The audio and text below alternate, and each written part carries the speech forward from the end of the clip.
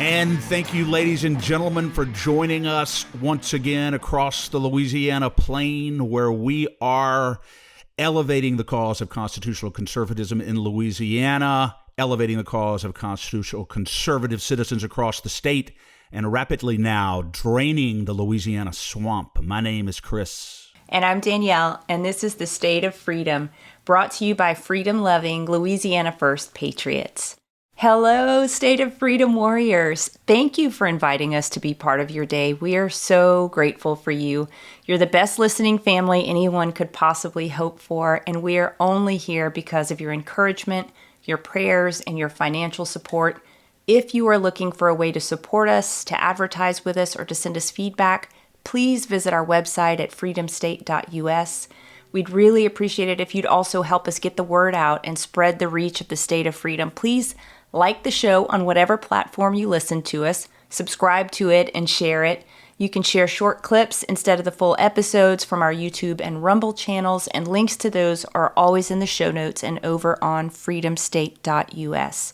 Today we have the pleasure of having Governor Landry's Chief of Staff, Kyle Ruckert, joining the show. Before we bring Kyle on, let me read the scripture of the day. It is Galatians chapter 4, verses 16 and 17, and it says, "Have I really become your enemy because I tell you the truth? Can't you see what these false teachers are doing? They want to win you over so you will side with them. They want you divided from me so you will follow only them. Would you call that integrity?" And the scripture is Paul, and he's coming back to the Galatians after having been gone from them for some time. And what he found when he returned is what I think we're all experiencing in pretty much every aspect of our society, which is a disdain for truth. And any place where the truth is, the enemy has infiltrated or is infiltrating in order to bring lies that divide us and draw us away from the truth. We know that our Lord Jesus is the way, the truth, and the life. So let us be ones who continue to pursue the truth with open eyes, so division doesn't creep in. Let us be ones that pursue truth, to prize truth, and to back up and support people who courageously stand for truth, because it's increasingly difficult. It feels like an uphill battle in a lot of ways, but at the end of the day, we have to stand for truth. Absolutely, we have to stand for truth. And, the way that we stand for truth is also very, very important. And we can stand for truth with civility and love, and recognize that there may be different perspectives on different issues, but we should always be seeking the truth and seeking the greater good, not only of ourselves, but of the citizens of Louisiana. And speaking of someone who has been in public service for many years and is spoken very highly of by the people that I'm close to, including one of my own brothers, Royal Alexander. As you said, Kyle Ruckert is with us today. Kyle, what a pleasure to have you. Thank you for taking a few minutes out of your morning to visit with us. Well, thank you, and thanks for all that y'all do for the conservative movement and for all people in the state really getting the word out and making sure that Chris and Danielle, y'all's passion and push for freedom of conservatives is something we appreciate and look forward to working with in this administration. I appreciate your saying that very much. Royal has said that for many years you've fought the good fight in D.C. and elsewhere. So thank you for that. I want to ask you this, Kyle, to start.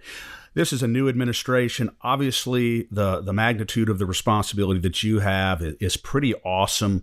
What would you say are some of the main challenges of coming in as chief of staff in a new administration, both from a procedural point and administrative standpoint? Well, as I like to tell people, we didn't take over from Steve Scalise. We took over from a pretty liberal governor, yeah, and so this, that's a fact. This is a hostile takeover, and so we've had to work and go out and recruit and find a lot of good people, and with the energy and the vision that Governor Landry has, we've been blessed to really have a number of really good conservatives that have chosen to join the administration in all kind of different areas, whether you look at it from the economic development or some of our other key cabinet level, GOSEP for security. National Guard was in this morning briefing us, and So that's been that's been the challenge, but it's also been kind of a good reward of kind of seeing people starting to move this ship in a short amount of time. Kyle, how many hours a day are you working? Oh, I mean, it's a pretty nonstop spot. But it's a great challenge, and I'm very blessed to be able to do it and to work with great people and trying to work and really kind of change the state with Governor Landry's leadership. That's awesome. And we know there's some fresh faces in there that I hope are bringing kind of new perspective and new energy as well. Not that the governor doesn't have a lot of energy, but I think there's some good voices that you guys have picked up, so that I'm excited to see about. Kyle, you mentioned already that you had the National Guard briefing this morning. Governor Landry obviously committed to send the Louisiana National Guard to the border. Can you give us an update on what's going on with that? Sure. In the last 4 months, the U.S. has had the highest number of illegal border crossings. I mean, it's just every month. With December, just a couple of 90 days ago or so, the U.S. record of 300,000 illegal crossings, 10,000 people a day. I mean, this is a real national problem. Governor Abbott reached out to Governor Landry and asked him to come over, and he and the First Lady were able to go and see the crisis, firsthand. And General Freelou is working with the National Guard over there, and so we have some legislation moving to help fund that. And thankfully the governor's spoken to the House and Senate leadership, and they've been very supportive to help with the border crisis and sending our troops over there. We don't they don't hesitate when we have hurricane issues, and we're not going to hesitate when they ask us to help and stop the illegals coming into our country. They're just ask the chief of police in Kenner. He's got major problems there with illegals dealing fentanyl and other things. So it's not just a issue over in that part of Texas. It's impacting citizens everywhere. What kind of progress, Kyle, is being made there to close the border? You mentioned the problems. You mentioned the volume of people coming in every day.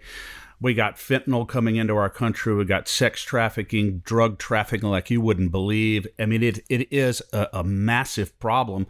What kind of progress collectively is being made, to your knowledge, to seal up our border?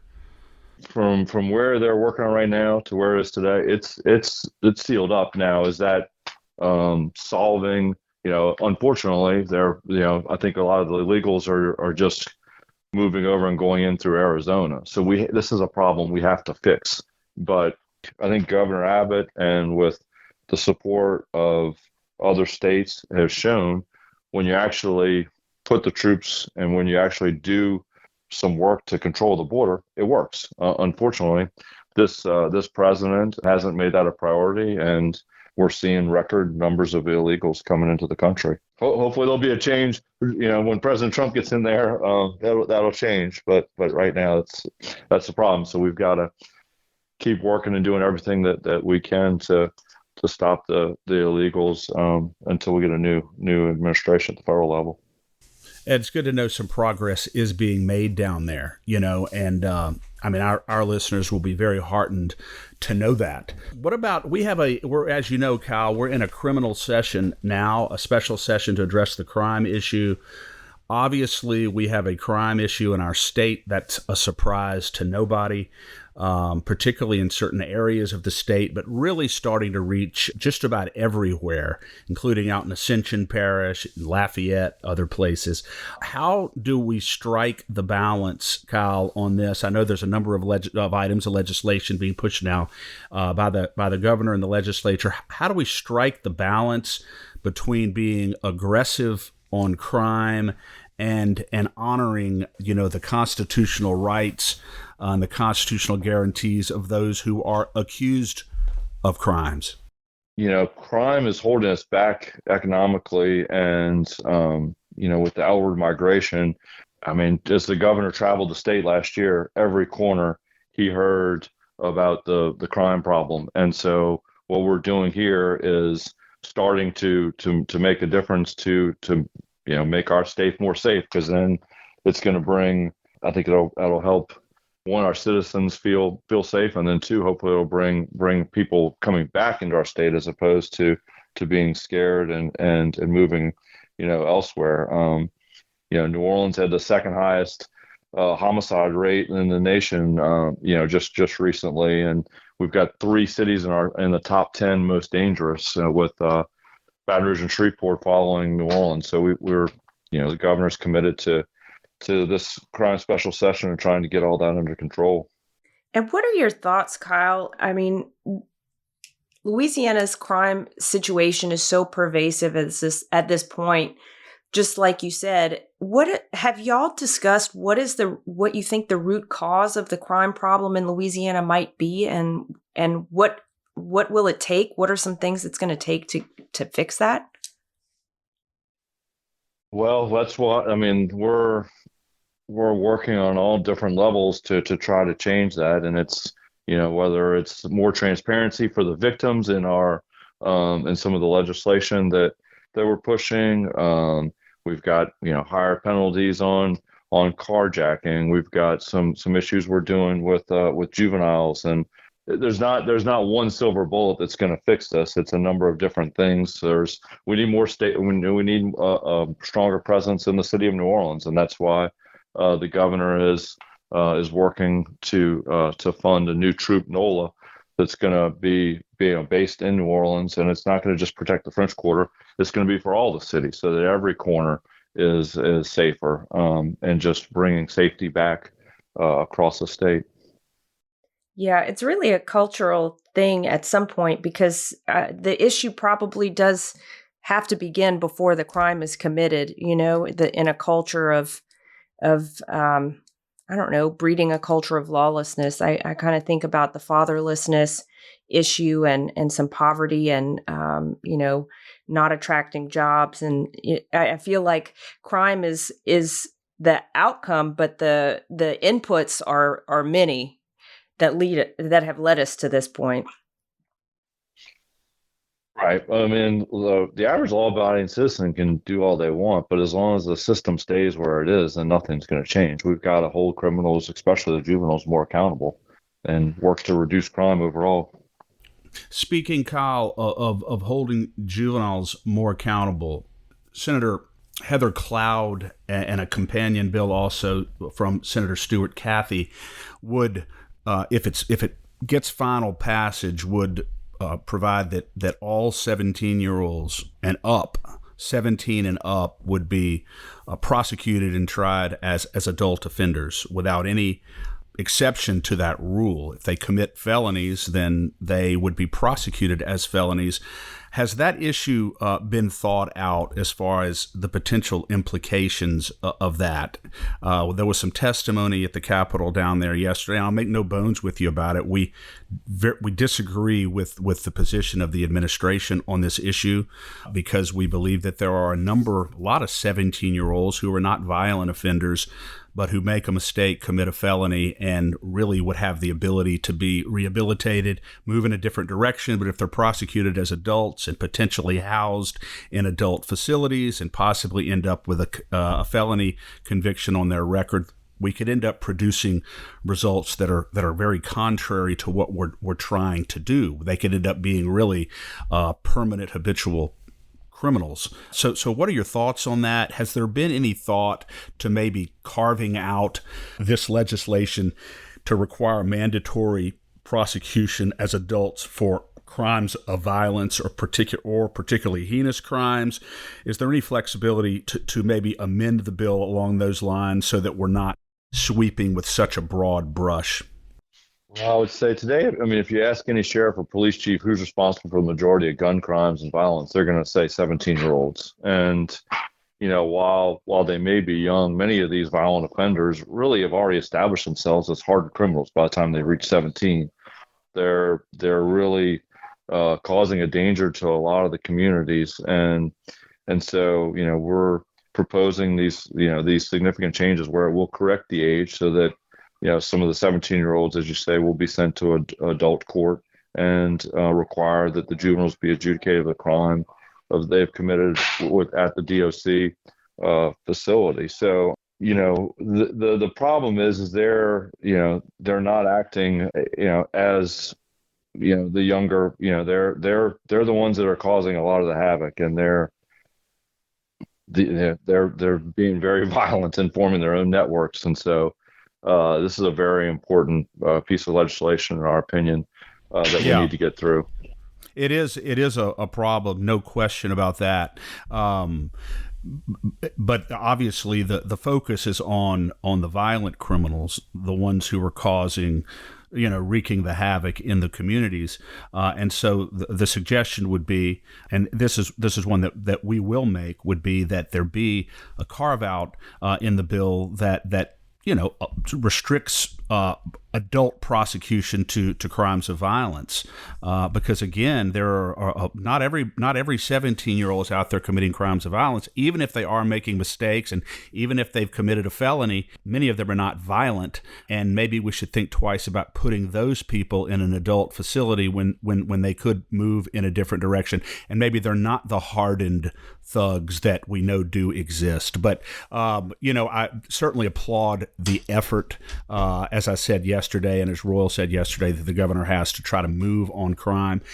We don't have to agree on everything, and obviously we're going to continue to try to work on the bill, because I know one thing I know about you, Kyle, that I've always appreciated is that you have the ability to listen, and you have the ability to make adjustments when it may be appropriate to do so. And not saying that you will here, but I certainly appreciate the fact that you're always open. You always have an open ear, and we appreciate that. Oh, well, thank you. And yeah, we may disagree on this one, but no, the governor very much is, he wants to hear input from all sides, and we make adjustments as we have on some of the bills, and certainly want to continue to hear y'all's thoughts as we get into the regular session. And there's 600 bills and good conservative priorities in a number of different areas. Yeah, you're not going to be busy at all during the regular session, Kyle. I know. The thought of 600 bills just makes me start sweating. Go back to bed. Go back to bed. Well, it's a great opportunity, though, for, to really help move the state, because, and I'm sure we'll get into this maybe on another program, but you just look at some of the things that Governor Edwards stopped. Well, there's Governor Landry is going to be working to push really good stuff on the education, economic development. It's going to be an exciting session. We're looking forward to that.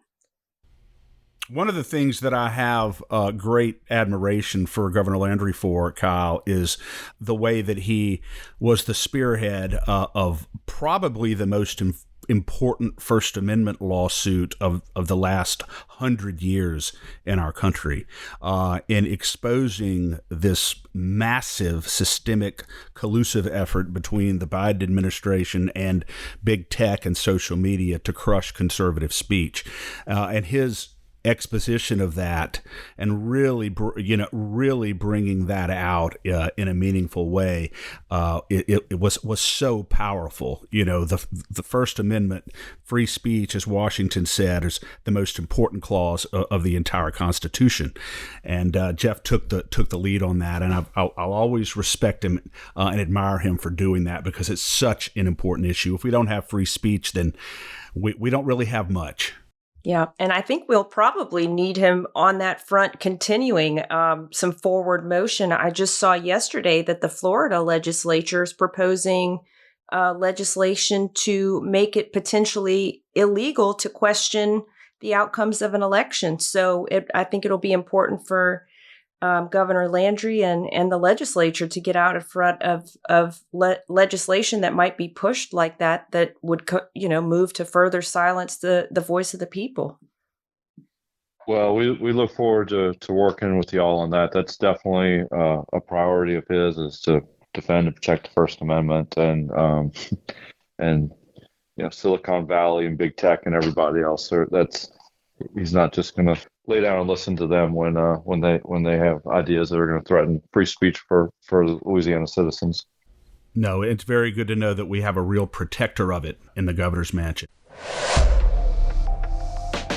I'm excited to share a fantastic opportunity for State of Freedom listeners who are interested in investing in precious metals or even starting a home-based business in the precious metals industry. Metal Stacks is a precious metals collectors club where you can buy your metals at the best prices on the market, actual dealer cost. They are beating the big sites. They have no credit card fees and no minimums. If you're just interested in purchasing metals at a great price, visit metalstacks.com/dwalker. Get to shopping, that helps me out. I get the commission. You can also refer people to Metal Stacks for an additional income. If you're interested in learning about the referral business aspect of Metal Stacks, email me directly at danielle@freedomstate.us for more information. I don't want to get in too much, Kyle, into this other bill that I wanted to mention because we know you're limited on time. But there is a bill, SB 8, that was brought by Senator Reese that would consolidate the state, will create the state public defender office and consolidate all the operations of that office under the auspices and direction of the governor, really as part of the governor's office. We don't agree with that legislation because we believe that it is really too much power concentrated in one entity. And so we testified against it. We don't think it's good legislation. Again, we can agree and disagree on things. So I just want to let you know that we'll be reaching out on that to you as well to see about what can be done to maybe amend that or tweak that a bit. I know that there are a whole lot of public defenders throughout the state who are concerned about it, but we'll reach out on that. But I wanted to tell you, last question. I wanted to ask you, what at this point? Let me just say on that real quick. We look forward to working with you on that one. As very much as I mentioned earlier, we're gathering input, and so let's just continue to stay in touch. Our goal is to hold criminals accountable and give victims the justice they deserve. How exactly we get there, we want to work and listen to everybody on it. Yeah, and because it does look like there's a separation of powers issue. The public defender's office is required to be objective, neutral, to not appear to be impartial, whatever. It just kind of the optics of it, and even maybe in the substance of it, are not what we're looking for. But thank you again for being receptive to our concerns as well. What about the constitutional carry? Kyle, is the governor inclined to sign the constitutional carry, concealed carry, if it gets to his desk? Yes. Great news. Yes, more than half the U.S. states, 31 have allowed permitless open carry. Criminals are already carrying firearms without regard to the law. That bill gets to his desk, he will be signing it. That's beautiful music to our ears, Kyle. And as you're looking at it, I know we mentioned this before, but is there any bill that you have seen? Obviously, nothing has hit the governor's desk yet, but anything that's been introduced that he may have an eye to veto. I know that, this is a little bit the session's on his terms with the call, so he may kind of be culling those out before they even see the light of day. We're focused on his proactive agenda here to curb crime and that's really been the focus, the truth in sentencing, the transparency, and that's kind of looking towards the future on that. One of the last thing I want to mention before we close you out, Kyle, here is Representative Bacala and also Senator Seabaugh have a criminal transparency bill pending, which we are extremely, extremely excited about. One of the frustrations that Louisiana citizens have is they feel like they don't have access to really what's going on in the criminal justice system. And as you know, this legislation would compile in a centralized database all of the information about every criminal case that's pending in Louisiana, and even the ones presumably that are closed, and information about those cases, what's being done, how they're being handled. And I can't tell you how many people are excited about that. So I'm sure that the governor had some input on that, but just wanted to thank him for promoting that legislation, because it's so important to the citizens of Louisiana to have that kind of transparency in the criminal justice system, and hopefully this will create that. That's our hope. I think it will. This is very important legislation.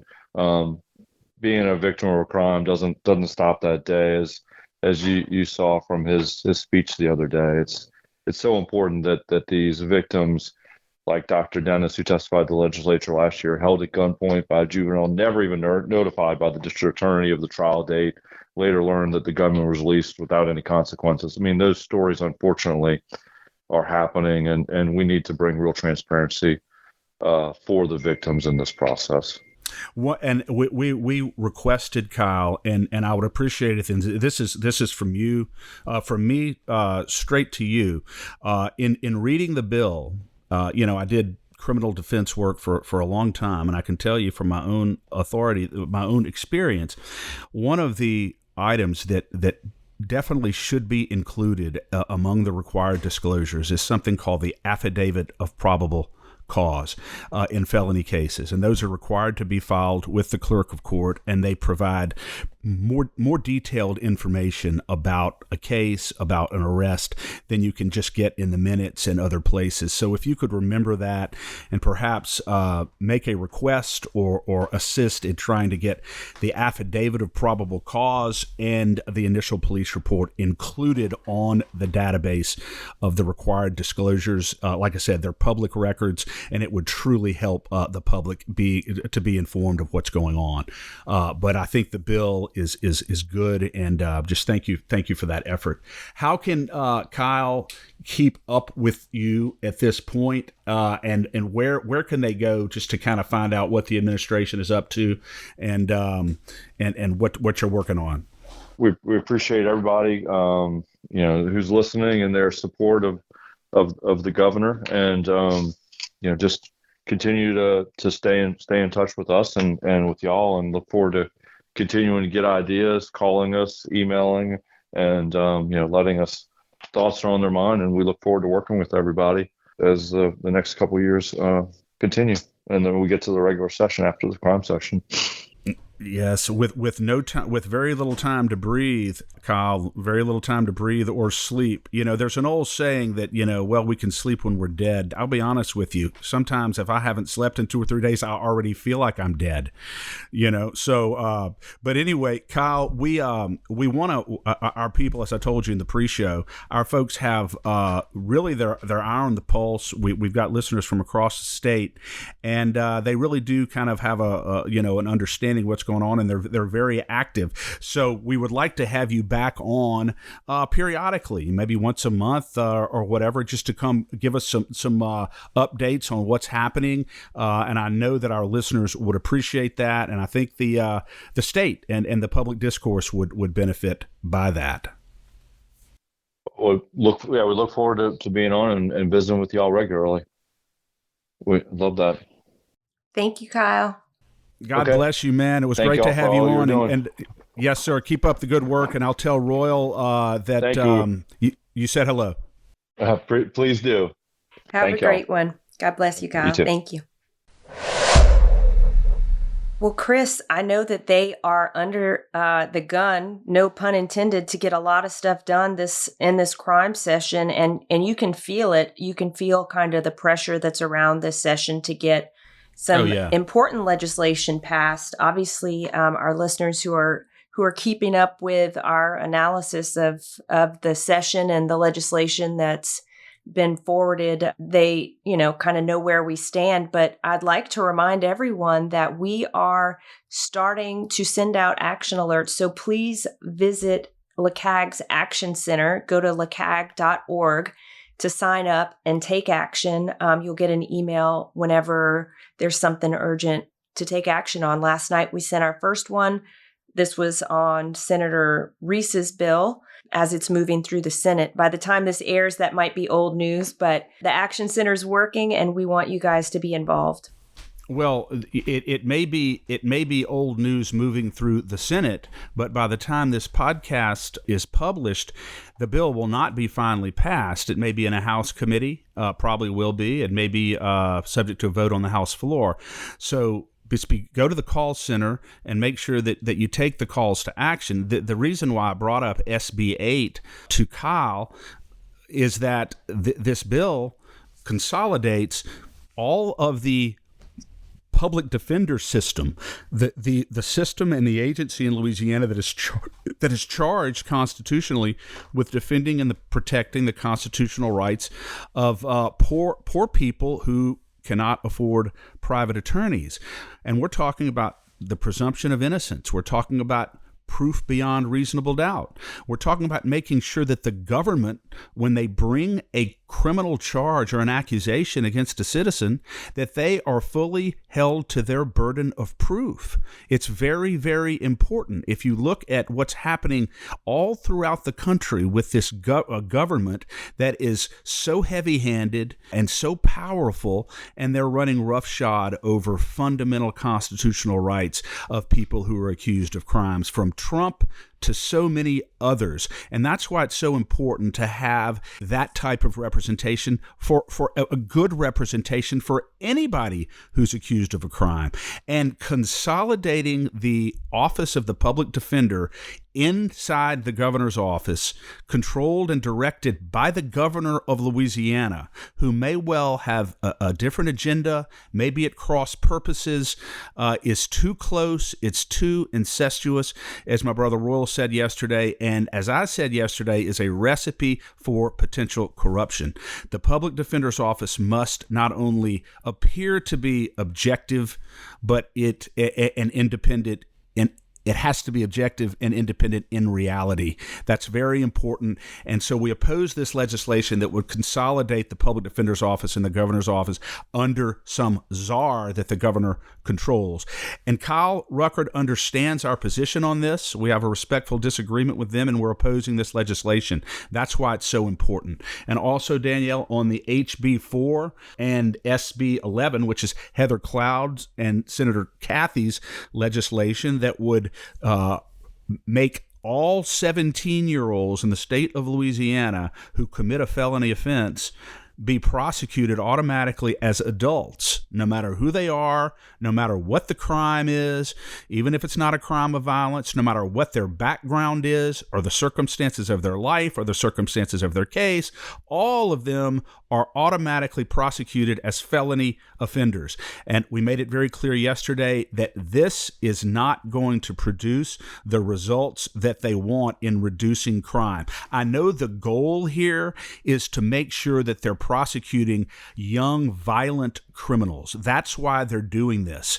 But as we said yesterday, they are sweeping with way too broad a brush, and they're going to catch people in this net and catch 17-year-olds up in the adult criminal justice system who don't belong there, and it's going to end up making them better criminals, and it's going to end up very often giving them a felony conviction on their record, which is not going to do anything to help them become better members of society. So we've suggested that this bill be tweaked and narrowed, and we will continue to do that until final passage. But nobody is going to be able to say that we did not warn the powers that be about this legislation and the unwisdom of sweeping with such a broad stroke. So that's why we're opposing SB4 and SB 17, SB 8, I'm sorry. And there's some other ones that we're opposing too, but those are the big ones, and we're going to keep fighting on it. But I'm so thankful that we had Kyle on today. I'm thankful that we have an open line of communication, that we can continue to work with them and express our concerns. And I'm very thankful that he has an open ear and will listen to legitimate concerns of the citizens. Yes, and while we are bringing up the bills that we're opposed to, that's just to say that's a minority of the bills that we are following. Most of the bills that we're following, we're in support of. We'd like to see some tweaks, but by and large, there's really solid, really good legislation that's being brought forward this criminal session. So I want to make sure, just to underscore that, of course, we want to make sure that these are done well the first time so we don't have to revisit them because there's so much other work that needs to get done. So I think our efforts, and Chris, specifically your outreach to different legislators this week, will be very laser focused on tidying up some of these loose ends that will cause some loopholes or some problems down the road that really the legislature could stand to avoid. Absolutely. I absolutely will be laser focused on that. And as you said, Danielle, it is a minority of bills that we have real reservations about. It's very few bills that can't be tweaked or amended to make them even more solid. The bill, as I said on the show, the legislation that's going to create a broad database for Louisiana citizens to really know what is going on in their justice system, how cases are being handled, how district attorneys and judges are disposing of cases, is just going to be so important. I hope that he will consider, and I'm going to reach out to him again, suggesting that they include the affidavit of probable cause and the initial police report in every case on this database, because that is going to be a real window for Louisiana citizens into the real facts of a case. But it's a great bill. Very excited to have it. I was also very happy to hear that the governor plans to sign either Blake Maguez's or Danny McCormick's constitutional concealed carry legislation. That is going to be a great day in our state. It will be a great day in our state. We have to be extremely vigilant watching the committee movements through this, because I believe there is a need for these bills to hit the Senate Revenue and Fiscal Affairs Committee and probably go through the same operation in the House. So it's not just criminal administration of criminal justice in the House or the Judiciary C Committee, which it's passed through. So we want to be very sharp on keeping our eyes on that. We know that in the past it has been gutted and rendered useless by Senator Connick through the Senate Revenue Committee. I believe that was last year or the year before. So as it hits that committee, we need people in those seats paying very close attention to what's taking place. We can't just assume that once it goes there, it's going to come out unscathed. That's right. And without going into any undue detail, we're working on having the ability to make sure that Senator Connick's voters know if he, in fact, does something to gut the constitutional concealed carry this time, that his voters will have an opportunity to know about that in real time. Yeah. And if you want to know about what's going on in real time, like we said, please sign up at the Action Center. That's probably the very best place to be able to take up-to-the-moment actions. Let your legislators know your position on different things and ask them to vote the right way. Also, please visit us over at freedomstate.us. We would love your support. We would love for you to leave us a note. Let us know how we're doing. We want to hear feedback from you. If you're interested in advertising, you can do it there as well. And if you would like to send us a gift, you can do that at freedomstate.us or send a check to the P.O. Box 861, Berg, Louisiana. That's Bourg, Louisiana. And people can do the same at LeCag. So the Action Center is at LeCag. You can sign up for that either through freedomstate.us or on LeCag. We want to make it as obvious and available to you as possible. At lecag.org, you can also sign up to be a member or to make a donation to support the work that we're doing, holding elected officials accountable. Chris, you are basically having one foot out the door right now to be down at the legislature to make sure that your voice and all of our voices are heard and that our positions are very much made known to the legislators who are there to represent us.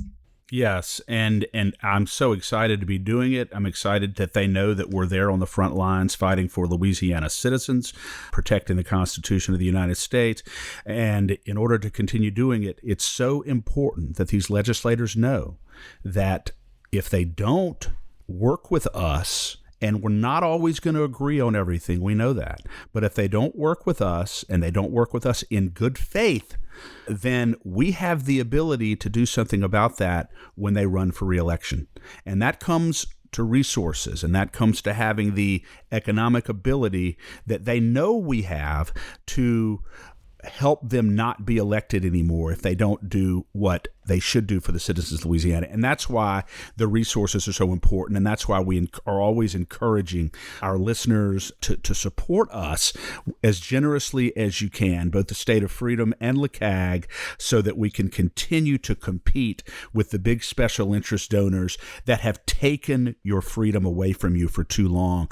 We're going to bring it back to you, and we're going to return the government to you, but we need your continued support and help. And I am just so thankful, Danielle, to have spent another, I guess, hour with you today, and it just flies by. But I'm heading down to the Capitol. I'm going down there to fight like a warrior for the citizens of our state, and with God's grace and courage and discipline to take another step to preserve the great state of freedom in Louisiana. Amen. Have a great one, Chris. Amen. Thanks for listening to The State of Freedom. To stay on top of all the calls to action we mentioned today, just check out the show notes for the episode. If you'd like to support the show financially, visit our website at freedomstate.us. If you'd prefer to give by mail, you can send a check to The State of Freedom, LLC, at P.O. Box 861, Berg, Louisiana 70343. If you own a business in Louisiana and are interested in supporting our show by advertising, please email us at info@freedomstate.us. To get involved with Louisiana Citizen Advocacy Group, visit lacag.org, LACAG.org, or email Chris at chris@lacag.org. If you're enjoying the podcast, please subscribe and share it. Give us a 5-star rating in the reviews. Thanks again, everybody. We'll see you next time.